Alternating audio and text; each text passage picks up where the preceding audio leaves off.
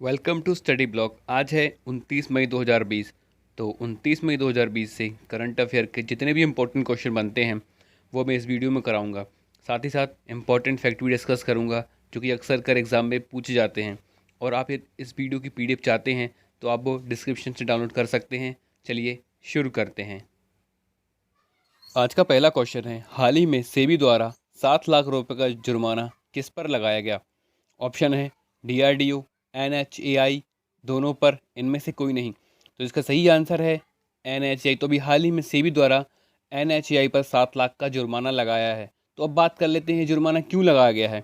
तो सेबी ने एनएचएआई पर जुर्माना वित्त वर्ष 2016 से लेकर 2019 तक अर्धवार्षिक वित्तीय परिणामों की जानकारी देने में हुई देरी के कारण लगाया गया है। ठीक है, अब दो इम्पोर्टेंट पॉइंट हैं, एक तो हो गया सेबी, एक हो गया एनएचएआई। ठीक है, तो पहले बात कर लेते हैं एनएचएआई, जिसका फुल फॉर्म होता है national highway authority of India. क्या होता है? National highway authority of India. Hindi में इसको बोलेंगे भारतीय राष्ट्रीय राजमार्ग प्राधिकरण। ठीक है, तो एनएचएआई के अभी चेयरमैन कौन है? ये दिख रहा है, एनएचएआई के चेयरमैन है सुखबीर सिंह संधू। और अब बात आती है सेबी, तो सेबी का फुल फॉर्म होता है security and exchange board of India. क्या होता है? Security and exchange board of India. Hindi में इसको बोलेंगे भारतीय प्रतिभूति और विनियामक बोर्ड। तो इसके अभी जो चेयरमैन है सेबी के, वो कौन है? अजय त्यागी। और इसका मुख्यालय कहाँ पर है? मुंबई में। तो दोस्तों, यदि वीडियो पर आप नए हो तो प्लीज़ एक बार वीडियो को ज़रूर देखिएगा और चैनल को लाइक एंड सब्सक्राइब जरूर कर दीजिएगा। चलिए आगे बढ़ते हैं। अगला क्वेश्चन है, 1100 दुर्लभ पौधों को विलुप्त होने से बचाने के लिए एक अनूठी रिपोर्ट प्रकाशित करने वाला पहला राज्य बन गया है। तो ऑप्शन है मध्य प्रदेश, छत्तीसगढ़, उत्तराखंड, दिल्ली। तो जिसका सही आंसर है उत्तराखंड। तो अभी हाल ही में उत्तराखंड ने एक रिपोर्ट बनाई है जिसमें कि 1100 दुर्लभ पौधों का वर्णन किया गया है। तो उसमें बहुत से ऐसे औषधीय पौधे हैं जैसे कि गिलोय, चित्रक, कालमेघ, अश्वगंधा। बहुत से ऐसे इंपॉर्टेंट औषधीय पौधे हैं जो कि विलुप्ति की कगार पर हैं। ठीक है, और यही पौधे अभी कोरोना महामारी के दबा में भी कारगर साबित हो रहे हैं। ठीक है, अब बात आती है उत्तराखंड की। तो उत्तराखंड से कुछ इंपॉर्टेंट क्वेश्चन बनते हैं जो मैंने आपको यहाँ दिए हुए हैं, जैसे कि उत्तराखंड की राजधानी क्या है? देहरादून। उत्तराखंड के अभी मुख्यमंत्री कौन है? त्रिवेंद्र सिंह रावत। राज्यपाल कौन है? बेबी रानी मौर्य। और अक्सर कर एग्जाम में पूछा जाने वाला क्वेश्चन कि फूलों की घाटी यानी कि वैली ऑफ फ्लावर कहाँ पर है? उत्तराखंड में, जो कि गढ़वाल क्षेत्र में पड़ती है। अब बात आती है फूलों की घाटी उत्तराखंड में है, तो शांत घाटी कहाँ पर है? शांत घाटी है केरल में। ठीक है, अगले क्वेश्चन की ओर बढ़ते हैं। अगला क्वेश्चन है, 29 मई को कौन सा दिवस मनाया जाता है? ऑप्शन है माउंट एवरेस्ट दिवस, धूम्रपान निषेध दिवस, विश्व कछुआ दिवस, इनमें से कोई नहीं। तो इसका सही आंसर है माउंट एवरेस्ट दिवस। तो 29 मई को माउंट एवरेस्ट दिवस क्यों मनाया जाता है? क्योंकि एडमंड हिलेरी और तेंजिंग नार्गे 1953 में माउंट एवरेस्ट पर पहुंचने वाले पहले व्यक्ति बने थे। इस कारण से 29 मई को माउंट एवरेस्ट दिवस मनाया जाता है। ठीक है, तो एडमंड हिलेरी ये कहाँ के थे? ये थे न्यूजीलैंड के। कौन? एडमंड हिलेरी कहाँ के थे? न्यूजीलैंड के। और बात करते हैं तेंजिंग नार्गे। तेंजिंग नार्गे कहाँ के थे? नेपाल के थे। और ये कब चढ़े थे? 1953 में चढ़े थे। ठीक है, और चलिए एक और मैं इंपॉर्टेंट पॉइंट बताता हूँ कि एवरेस्ट पर 2 बार चढ़ाई करने वाले व्यक्ति कौन हैं? तो एवरेस्ट पर 2 बार चढ़ाई करने वाले व्यक्ति हैं संतोष यादव। कौन है? संतोष यादव। चलिए अगला क्वेश्चन है, आर्टिफिशियल इंटेलिजेंस यानी कि एआई पर आधारित चैटबॉट पीएआई किसने लॉन्च किया? ऑप्शन है एनपीसीआई, सीएसआईआर, डीआरडीओ, इनमें से कोई नहीं। तो इसका सही आंसर है एनपीसीआई। तो एनपीसीआई ने अभी हाल ही में एआई आधारित चैटबॉट लॉन्च किया है। तो ये क्यों किया है? ठीक है, तो पहले बात कर लेते हैं एनपीसीआई का फुल फॉर्म क्या होता है। तो एनपीसीआई का फुल फॉर्म होता है national payment corporation of India. क्या होता है? National payment corporation of India. ठीक है, तो एनपीसीआई ने अपने उत्पादों जैसे कि फास्टैग, रुपए, यूपीआई, AEPS के बारे में जागरूकता बढ़ाने के लिए और भारत में डिजिटल वित्तीय समावेश में सुधार लाने के लिए चैटबॉट PAI लॉन्च किया है। तो PAI लॉन्च तो किया है NPCI ने, तो इसको बनाया किसने या विकसित किसने किया है? इसको विकसित किया है कोकवर स्टार्टअप कोरोवर, सॉरी यहाँ लिखा हुआ है तो कोरोवर ये लिखा है, ठीक है, कोरोवर ने इसको विकसित किया हुआ है। तो ये कोरोवर कहाँ की कंपनी है? ये है बेंगलोर की कंपनी है, ठीक है। तो बात कर लेते हैं कोरोवर से कुछ इंपॉर्टेंट पॉइंट, जैसे कि कोरोवर के अभी संस्थापक कौन है? NCU अंकुश संभरवाल। अंकुश संभरवाल अभी कोरोवर के संस्थापक है। तो कोरोवर क्या है? मैंने अभी बताया, कोरोवर जिसने कि ये चैटबॉट PAI विकसित किया है, लॉन्च किया है NPCI यानी कि national payment corporation of India. अब बात कर आगे देखते हैं, भारतीय राष्ट्रीय भुगतान निगम के MD NCO यानी कि NPCI के MDO, ठीक है। NPCI को हिंदी में बोला जाता है भारतीय राष्ट्रीय भुगतान निगम, ठीक है। इसके अभी CO कौन है? दिलीप असबे इसके अभी CEO हैं। चलिए अगला क्वेश्चन है, विश्व स्वास्थ्य संगठन यानी कि WHO द्वारा घोषित नई संस्था का नाम क्या है? तो ऑप्शन है WHO सेवा, WHO फाउंडेशन, WHO कोरोना, इनमें से कोई नहीं। तो इसका सही आंसर है WHO फाउंडेशन।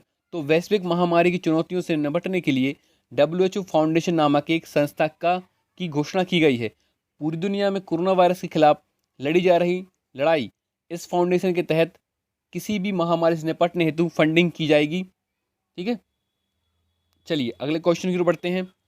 अगला क्वेश्चन है, गुजरात के खेल संगठन ने इच्छुक एथलीटों को प्रशिक्षण हेतु किसके साथ MOU पर हस्ताक्षर किए हैं? तो ऑप्शन है UBI, SBI, TCLL, WHO। तो इसका सही आंसर है TCLL। तो खेल प्राधिकरण गुजरात ने व्यक्तित्व और कौशल विकास के लिए पूरे गुजरात में इच्छुक एथलीटों को प्रशिक्षण प्रदान करने के लिए time centre for learning limited, TCL का फुल फॉर्म क्या हो गया? Time centre learning limited. मैं एक बार फिर बोलता हूँ, टाइम सेंटर लर्निंग लिमिटेड के साथ समझौता पर हस्ताक्षर किए हैं। तो इसका फ़ायदा क्या होगा? तो इसका फ़ायदा ये होगा कि खिलाड़ियों को ये सफल खिलाड़ी बनने में मदद करेंगे, ठीक है। अगला क्वेश्चन है, किस राज्य में कांगड़ा चाय उत्पादित की जाती है? तो ऑप्शन है उत्तराखंड, केरल, असम, हिमाचल प्रदेश। तो इसका सही आंसर है हिमाचल प्रदेश, ठीक है। तो कांगड़ा चाय का उत्पादन हिमाचल प्रदेश के कांगड़ा जिले में किया जाता है और 2005 में इसे GI टैग का दर्जा भी मिल चुका है। किसे? कांगड़ा चाय को कब मिला? 2005 में GI टैग मिल चुका है और यहीं पर ग्रीन टी और ब्लैक टी का उत्पादन भी किया जाता है। चलिए अगला क्वेश्चन है, कौन सा राज्य प्रतिवर्ष झीरम श्रद्धांजलि दिवस मनाता है? ऑप्शन है छत्तीसगढ़, उड़ीसा, झारखंड, बिहार। तो इसका सही आंसर है छत्तीसगढ़। तो छत्तीसगढ़ राज्य 25 मई 2013 को झीरम घाटी में नक्सल हिंसा के शिकार हुए वरिष्ठ नेताओं, सुरक्षा बलों के जवानों और विगत वर्षों में नक्सल हिंसा के शिकार हुए सभी लोगों की स्मृति में 25 मई को प्रतिवर्ष झीरम श्रद्धांजलि दिवस के रूप में मनाया जाता है, ठीक है। तो अभी छत्तीसगढ़ के CM कौन है? भूपेश बघेल। और छत्तीसगढ़ की राजधानी क्या है? रायपुर, ठीक है। चलिए अगला क्वेश्चन है, हाल ही में सुर्खियों में रही पुंटियस सेंटिकस किसकी प्रजाति है? तो ऑप्शन है मछली, मगरमच्छ, मेंढक, इनमें से कोई नहीं। तो जिसका सही आंसर है मछली। तो हाल ही में तमिलनाडु के बैंकन्नी में कोल्लम स्थित कॉलेज से जियोलॉजी डिपार्टमेंट के प्रमुख द्वारा एक नई सिल्वर फिश प्रजाति की खोज की गई है। यह छोटी मीठे पानी की मछली परिवार साइन पिनेट से संबंधित है। किससे संबंधित है? साइन पिनेट से संबंधित है और इसे पुंटियस सेक्टस नाम दिया गया है। चलिए अगले क्वेश्चन बढ़ते हैं। अगला क्वेश्चन है, तमिलनाडु के पूर्व खिलाड़ी R शनमुगम का निधन हुआ है, वह किस खेल से संबंधित है? तो ऑप्शन है टेनिस, फुटबॉल, क्रिकेट, इनमें से कोई नहीं। तो जिसका सही आंसर है फुटबॉल। तो तमिलनाडु के पूर्व फुटबॉलर और कोच R सन गुमन का निधन हो चुका है। सन गुमन का जन्म 1943 को में बर्मा में हुआ था, ठीक है, जिसको भी म्यांमार बोलते हैं अपन। तो बर्मा में हुआ था। उन्होंने 1966-1967 में बर्मा जूनियर और वरिष्ठ राष्ट्रीय टीमों का प्रतिनिधित्व भी किया हुआ है। अगला क्वेश्चन है, स्पेस एक्स की मानव युक्त अंतरिक्ष उड़ान मिशन जिसे स्थगित कर दिया गया है, तो उसका नाम बताना है आपको। तो ऑप्शन है डेमो 2-1, डेमो 3, डेमो 2, इनमें से कोई नहीं। तो जिसका सही आंसर है डेमो 2। तो वैसे बात करें स्पेस एक्स की, तो स्पेस एक्स एक प्राइवेट कंपनी है जो कि नासा के साथ ये मिशन कर रही है। तो मौसम ख़राब होने के कारण, जो कि ये मिशन 27 मई को स्टार्ट होना था, तो मौसम में ख़राब होने का ये स्थगित कर दिया गया है, ठीक है। तो अब बात आती है स्पेस एक्स की। तो स्पेस एक्स के अभी वर्तमान में सीईओ कौन है? Elon Musk. कौन है? Elon Musk. और नासा जो कि अमेरिका की स्पेस एजेंसी है, जिसका सेंटर वॉशिंगटन डीसी में है, ठीक है। चलिए अगला क्वेश्चन है, हाल ही में चर्चित बाल बुक द इकाबाग के लेखक या लेखिका कौन है? तो ऑप्शन है जेके रावलिंग, नरेंद्र मोदी, श्री निर्मला सीतारमण, इनमें से कोई नहीं। तो जिसका सही आंसर है जेके रावलिंग, ठीक है। तो जेके रावलिंग एक ब्रिटिश लेखिका, फिल्म और टीवी निर्माता, पटकथा लेखक और परोपकारी हैं, जिन्होंने हैरी पॉटर श्रृंखला लिखने के लिए जाना जाता है।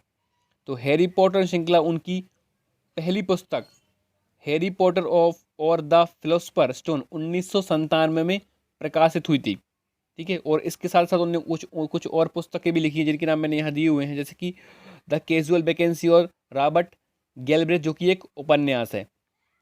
चलिए अगले क्वेश्चन बढ़ते हैं। अगला क्वेश्चन है, हाल ही में आईटीसी ने किस कंपनी का अधिग्रहण करने की घोषणा की है? तो ऑप्शन है sunrise food, Domino's, fast food, इनमें से कोई नहीं। तो जिसका सही आंसर है सनराइज फूड। तो आईटीसी ने अभी सनराइज फूड के 100% शेयर खरीदने की घोषणा की है। तो सनराइज फूड एक मसाला कंपनी है, ठीक है। तो बात करते हैं कि आईटीसी, तो आईटीसी के भी चेयरमैन कौन है? संजीव पुरी। तो चेयरमैन के क्वेश्चन अक्सर कर एग्जाम में बनते हैं, इसलिए मैं चेयरमैन का किसी भी क्वेश्चन में छोड़ता नहीं हूँ। तो आईटीसी के चेयरमैन अभी कौन है? संजीव पुरी। तो अगला क्वेश्चन है, न्यू डेवलपमेंट बैंक की विशेष बोर्ड ऑफ गवर्नर्स की बैठक भारत की ओर से कौन शामिल हुआ? तो नरेंद्र मोदी, निर्मला सीतारमण, राजनाथ सिंह, नितिन गडकरी। जिसका सही आंसर है नितिन गडकरी। तो ये बोर्ड ऑफ मीटिंग हुई थी, डिजिटल प्लेटफॉर्म के थ्रू हुई थी, जिसमें कि भारत की जो वित्त मंत्री हैं निर्मला सीतारमण, उनने पार्टिसिपेट किया था। तो ये बैठक हुई क्यों थी? ये बैठक हुई थी कि उनको न्यू डेवलपमेंट बैंक का अध्यक्ष चुनना था। तो अध्यक्ष किसे चुना गया? ब्राज़ील के मार्कोस ट्रायोस। किसको? ब्राज़ील के मार्कोस ट्रायोस को इस बैठक में अध्यक्ष चुना गया, ठीक है। तो न्यू डेवलपमेंट बैंक की स्थापना कब हुई थी? इस बैंक की स्थापना हुई थी 2014 में, और ब्रिक्स देशों ने इसकी स्थापना की थी। तो ब्रिक्स देश आप समझते ही होंगे। तो ब्रिक्स देशों में कौन कौन आता है? जैसे कि हो गया रूस, ब्राज़ील, भारत, दक्षिण अफ्रीका और चीन द्वारा की गई थी, ठीक है। तो दोस्तों वीडियो पसंद आया तो प्लीज़ लाइक, शेयर और सब्सक्राइब जरूर कर दें। और यदि आप और भी बेहतरीन वीडियो देखना चाहते हो तो उनका लिंक मैंने डिस्क्रिप्शन में दिया हुआ है, वहाँ जाके आप वो वीडियो देख सकते हैं। तो मिलते हैं अगले वीडियो में, तब तक के लिए थैंक यू।